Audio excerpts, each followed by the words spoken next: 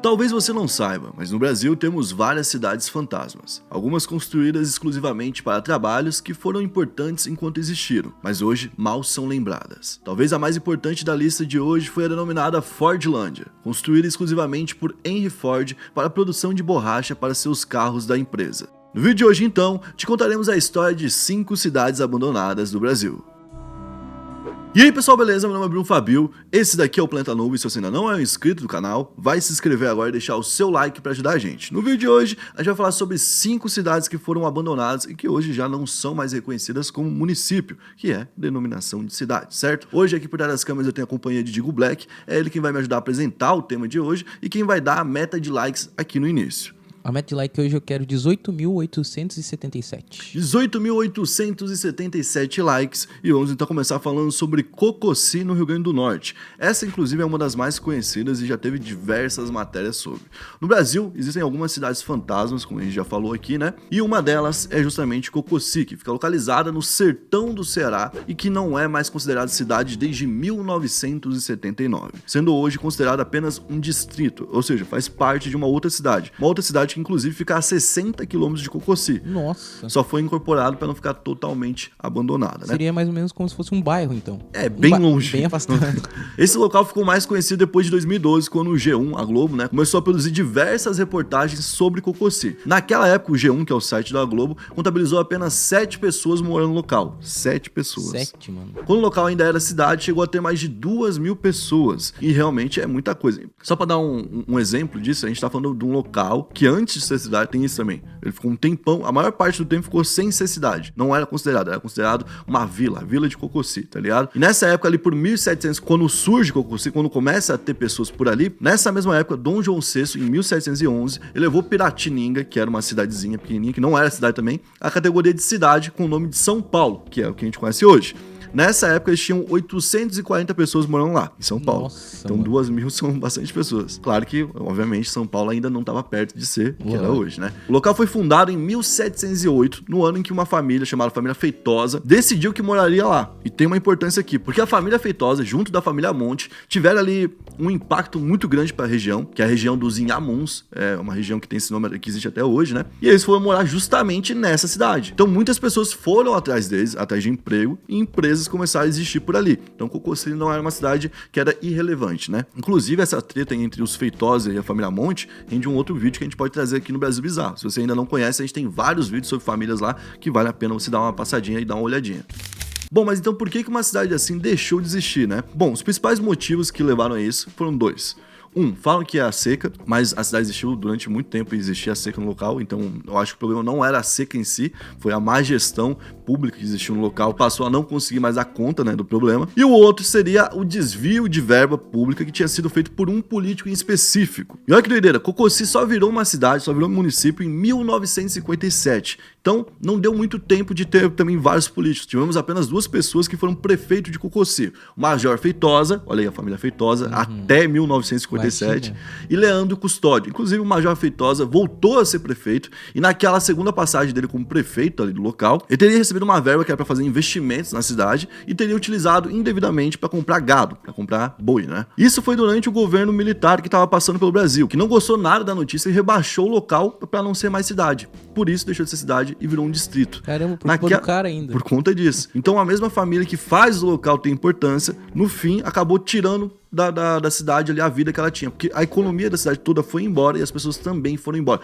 Muitas inclusive foram embora antes da economia acabar, porque estavam indignados com o que tinha acontecido. Olha que doideira, para pra pensar nisso. No Brasil, quando que hoje um escândalo de corrupção vai fazer alguém se mudar da cidade que mora? Ah, isso é verdade. Não ia acontecer. Não. Esse tipo de indignação acho que foi morrendo, né? Bom, em 2018 o Domingo Espetacular foi até o local e dessa vez tinha uma diferença principal, porque já não tínhamos mais 7 pessoas igual em 2012 e em 6 anos a gente teve a população diminuindo consideravelmente para 5 pessoas. Então realmente está cada vez chegando mais próximo do fim Cococi, né? Então o local hoje, obviamente, é visitado por pessoas que querem conhecer justamente uma cidade fantasma, né? E hoje ele é bem degradado, assim, então o ambiente já tomou conta dos locais, tem pouco da estrutura, ainda tem estrutura em si, mas não dá pra você só ruínas, realmente né? ver uma cidade, entendeu? Não é igual a gente imagina no Velho Oeste, que tem uma cidadezinha aqui, outra aqui, parece que tem gente morando lá. Não é dessa forma que Cococi tá.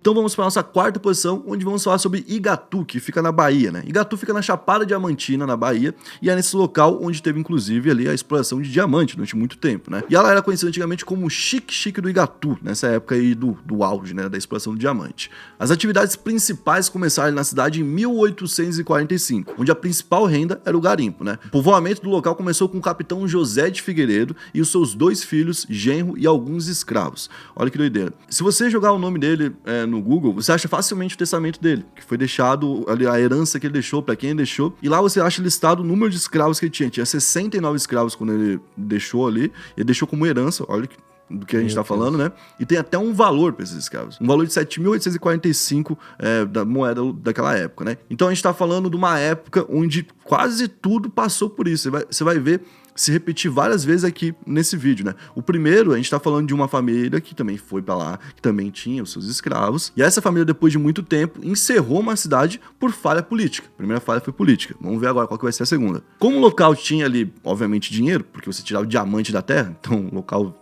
tem dinheiro, né? Começou a ter um avanço na exploração de diamante e começaram a expandir também ali as construções de trânsito, né? Pra ter, por exemplo, como tu sair de um grande centro e ir até o local, né? E o local era quase todo construído em pedra, o que na época não era tão comum. As pessoas usavam mais madeira, que era mais fácil de ter, mas no local você tinha em abundância. Então era um local que tinha destaque naquela época. Por isso, muita gente saiu de Minas Gerais, Mato Grosso, Goiás e outros estados que estavam de olho na mineração e foram para lá. Só que a gente tem vários movimentos importantes aqui, como por exemplo, o fim da escravatura, que sustentava, né, a exploração, aliás, a exploração era literalmente uma exploração, tanto da terra quanto de pessoas. Foi um pilar que caiu aqui e ajudou a acabar com essa economia que era horrível, né? Além do começo da concorrência internacional, que aí é onde entra, por exemplo, a África do Sul com diamantes, onde a gente já falou aqui de Serra Leoa e de outros locais que começaram também, através da exploração humana, também né? A concorrer nesse mercado, que é um mercado que tem até um filme, né? O Diamante de Sangue, né? Uhum. Diamante de Sangue? É Diamante de Sangue. Diamante de Sangue, né? E a produção do local só não foi pro saco já nessa época aqui, lá no final do século XIX, no final de 1800, graças ao surgimento do carbonato, que é o diamante negro, que era utilizado na época na indústria, principalmente, que tinha mercado porque estava rolando a construção do Canal do Panamá. Então, tipo assim, imagina que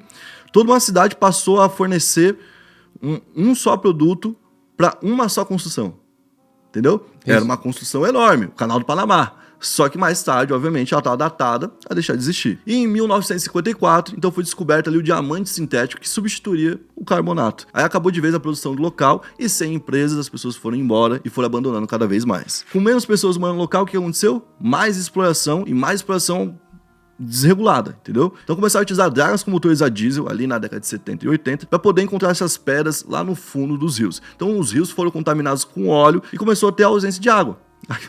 Porque e aí você estraga água com óleo pra achar pedra, pra achar diamante, e aí você não tem mais água pra beber e tem que ir embora. E foi o que aconteceu. Pô, mas imagina, né? A empresa já acaba e os caras têm que ir embora. Aí os caras começam a estragar o meio ambiente em volta. Aí não tem como, aí não tem como ficar. Então na década de 90, até o final da década de 90 ali mais ou menos, as últimas empresas foram embora da cidade e hoje a cidade tem cerca de 380 habitantes, que são na grande maioria pessoas que são descendentes dessas pessoas que estavam extraindo diamante, né? E atualmente tem uma pessoa, um único cara que faz o levantamento da cidade, que é o Amarildo dos Santos, que é um morador de lá e que todo ano ele registra o número de pessoas que casaram, nasceram, faleceram e que chegaram ou foram embora da vila, que hoje já não é mais cidade também, né? Inclusive, se você visitar o local, você pode comprar um livro com todas essas informações diretamente da mão dele. Aliás, todos os livros são feitos de forma manuscrita. Olha só que doideira. Na terceira posição a gente vai falar de Velho Airão, ou Airão Velho, que fica no Amazonas. A história do Velho Airão começa em 1694, muito tempo atrás, né? Quando na época os portugueses fizeram ali a primeira cidade às margens do Rio Negro. Essa cidade, inclusive, veio antes da primeira capital do Amazonas. Então é uma cidade muito antiga por lá. Inclusive, hoje já não é mais nem Velho Airão, nem Airão Velho. Hoje em dia é Novo Airão, que se chama o local. Inclusive, uma forma de medir o tempo que o Velho Airão existe, né, é pelo cemitério. Você vai no cemitério local que tá abandonado, obviamente, mas você consegue ver algumas lápides muito antigas, né, de lá de alguns séculos atrás. No começo de tudo, as primeiras pessoas a morarem por ali eram padres, que começaram a viver no local, construir ali uma comunidade, e no início viviam de caça e pesca para sobreviver, de um jeito bem né, artesanal, isso é que a gente pode chamar assim. E aqui a gente vai falar de um outro ciclo importante do Brasil. Ó, esse vídeo é quase a história do Brasil. E explica por que, né, que as cidades foram abandonadas. Né? Essa cidadezinha que era pacata, que o pessoal vivia de pesca, que vivia de caça, só foi virar uma cidade mesmo como surgiu o ciclo da borracha, entre os anos de 1879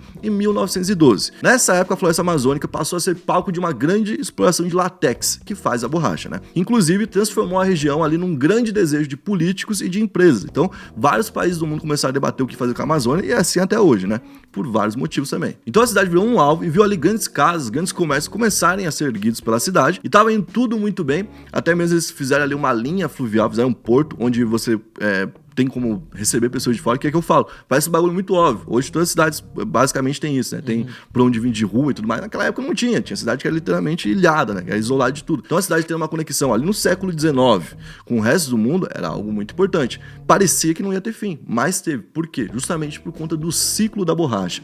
Em 1877 foram roubadas e contrabandeadas para a Inglaterra mais de 70 mil sementes de seringueira. Isso lá no estado do Pará. Isso é classificado como biopirataria, quando você rouba a natureza de um outro local. Nossa, olha que doido, né? Biopirataria. Então, no caso, se tu pegar, digamos, o pau-brasil e levar pra outro estado... Se você levar 70 mil sementes Isso. pra acabar com a economia daqui, eu acho que daí é biopirataria. Se tu levar uma e plantar na tua casa, não. Aí não. Essas sementes que foram roubadas foram plantadas na Ásia, no Sudeste Asiático, que tem um clima parecido com o nosso, inclusive. E a partir do ano de 1910, começaram a produzir e literalmente dar frutos, né? E teve uma outra situação. A seringueira lá no Sudeste Asiático se deu melhor que aqui. Então lá ela rendia mais látex, fazendo com que o mercado no Brasil começasse a fechar quase que completamente. Isso foi um baque ali pra Velho Airão, mas foi também para outras cidades e principalmente para o Brasil, né? Porque no auge dessa extração do ciclo da borracha, o látex era 40% de toda a exportação do país. Nossa, então imagina, né? A gente perder todo o mercado do nada. Então com a decadência ali de Velho Airão, os habitantes começaram a deixar a cidade e se mudar para outros povoados que eram próximos, que também aos poucos foram deixando de existir. Até o começo desse século, uma família lusitana chamada Bezerra, que é portuguesa, foi uma das responsáveis pela administração do município, que já não é mais município. Um dos últimos membros da família que ainda vivia por lá fez um pedido especial para um homem que era japonês, que tinha o sonho de viver na Amazônia e que tinha ido até o local. Então ele foi até a cidade e recebeu esse pedido pessoal para continuar por lá e não abandonar a cidade. Hoje em dia, esse cara que se chama Shigeru Nakayama é o único morador da cidade. O único. Único? Único. Não tem ninguém. Só ele. E ele fala que ele não vai embora justamente pra cidade não deixar de existir. Nossa, que doideira. Mas já deixou. Não é mais cidade. Agora já é outra coisa. Agora vai ter que se mudar. Então agora a gente teve mais um outro tema, né? Ciclo da borracha, ciclo do látex. Vamos pra mais um, o quarto, ó. Na segunda posição, vamos falar de São João Marcos, que fica no Rio de Janeiro. Ela foi fundada em 1739, essa cidade, e ela fica localizada entre o litoral de Mangaratiba e o município de Rio Claro, e se tornou uma das mais importantes da região naquela época. Por quê? Principalmente pelo ciclo do café. Olha aí, um outro ciclo entrando aqui. A gente já teve diamante, a gente já teve café, a gente já teve famílias portuguesas chegando, que foi o caso da quinta posição, que eu conhecia isso.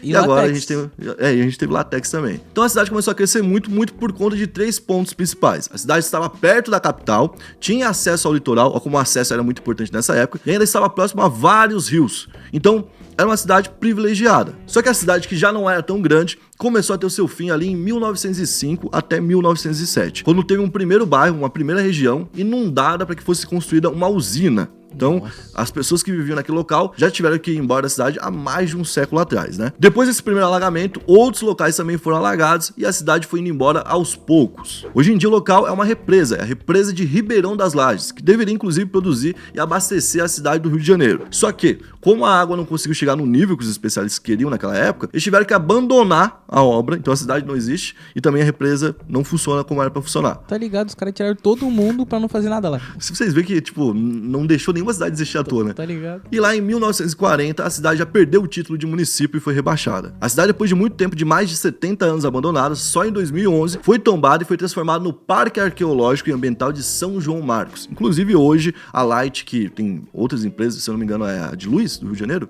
Acho que é, a Light de cidade, né? A Light tem outras empresas que também cuidam desse parque. Inclusive, eles fazem um trabalho arqueológico onde eles conseguem ver essas antigas casas e os pequenos vestígios que ainda tem, né? Porque, pô, se é difícil sem ter uma inundação, imagina tendo uma inundação, né? É verdade. E na primeira posição a gente vai falar de Fordlândia, lá no Pará. Bom, Fordlândia remete ao quê? Ford, né? Só pode ser, né? Bom, como a gente falou na outra posição aqui, o Brasil já foi uma potência do látex no mundo, né? A principal potência, inclusive. Por conta disso, fez surgir em 1927 uma cidade apenas para isso, para extração do látex para uma única empresa. Mano, imagina, mano. Olha, e assim, o Ford, ele é estudado, né?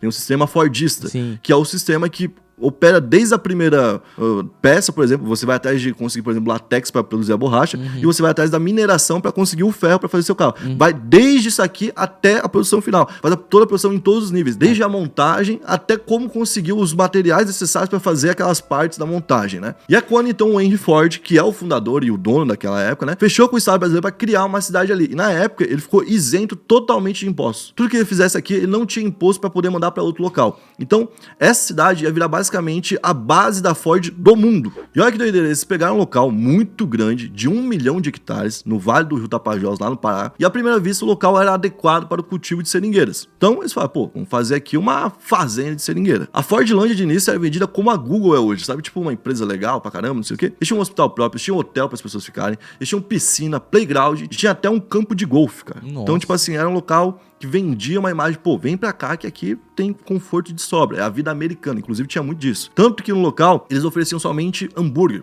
pros trabalhadores. Porque a hambúrguer é comida americana. Caramba. Então tinha, sei lá, 20 americanos trabalhando lá na Fordlândia, o resto era brasileiro que tava se fudendo.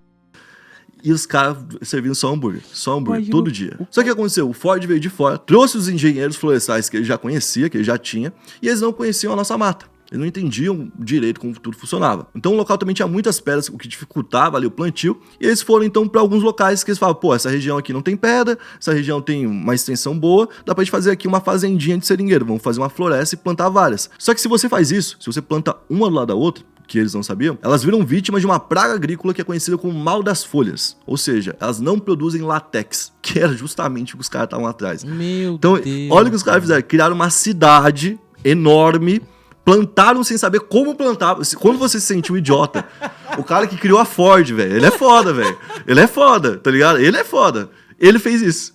Ele criou o sistema Fordista, mas não sabia plantar os... Pra não saber plantar seringueira no Brasil. Além disso, naquela época a gente teve um outro problema, né? O imposto brasileiro começou a comer solto aqui em cima das empresas, inclusive chegou isso pra ele. Então, uma hora ali ele tava tendo vários tipos de problema. Primeiro problema, plantou errado, certo? Não sabia. Segundo problema, o Brasil já não era tão forte assim com látex, já tinha ali a concorrência do Sudeste Asiático. Terceiro problema, muita doença no local. Você tinha um hospital próprio e ele estava sempre cheio, porque você tinha muita febre amarela no local, que eles também não sabiam lidar tão bem quanto agora. E por fim, você tinha a desgraça do hambúrguer, mano. O hambúrguer, por incrível que pareça, fez surgir uma revolta em 1930, velho. Em 1930, os caras estavam cansados do que tinha naquela época. Olha o que tinha dentro da Fordlândia. Você tinha ali um sistema de sirene, de apito e de relógios. Meu Deus. É foda, Imagina era a foda loucura, trabalhar lá. mano. E aí a galera foi se emputecendo com isso. Aí chegava a hora do almoço, que era a única hora de descanso do dia do cara. O cara tirava a botina e ia comer lanche. Eu juro por Deus. Ia comer, era lanche, era lanche, era lanche. Ninguém aguentava mais, mano. Então em 1930 eles foram pra cima dos caras, destruíram tudo a cozinha, foram pra cima, enxotaram os caras pra dentro da selva e teve que vir um exército brasileiro pra que os caras pudessem sair do meio da selva e não morrer lá no meio, porque os caras estavam escondidos com medo de morrer. Iam morrer mesmo. Caramba, iam morrer. mano. E um último elo que ajuda a cidade a deixar de existir é que quando o Henry Ford falece, o seu neto ali, o Henry Ford II, assumiu o comando da empresa dos Estados Unidos e decidiu encerrar o projeto de plantação de seringueira no Brasil. Então, fez um decreto na época e no dia 24 de dezembro de 45, então, o local deixa de existir oficialmente. E olha que doideira, o encerramento da Fordlândia ainda rendeu para Ford uma recompensa. A Ford foi indenizada em aproximadamente $250 mil na época e o governo do Brasil ainda assumiu as obrigações trabalhistas. Ou seja, Meu Deus. quem tinha que pagar, quem pagou foi o Brasil, não foi a Ford. É uma história de sucesso atrás da outra, né? Não, mas isso foi doido. O cara veio pra cá, falou que ia botar a empresa, os caras falaram, Eu vou fazer acontecer. Tu não vai pagar nada. E a gente vai te pagar quando tu sair daqui. Bom, esse foi o vídeo de hoje. Se você gostou e quer uma parte 2, comenta aqui no canal. Até uma cidadezinha que talvez tenha aí na sua... Uma cidade que não tenha mais, né? No seu estado, pra que a gente possa falar sobre, beleza? Tamo junto. Se inscreve aí. É nóis.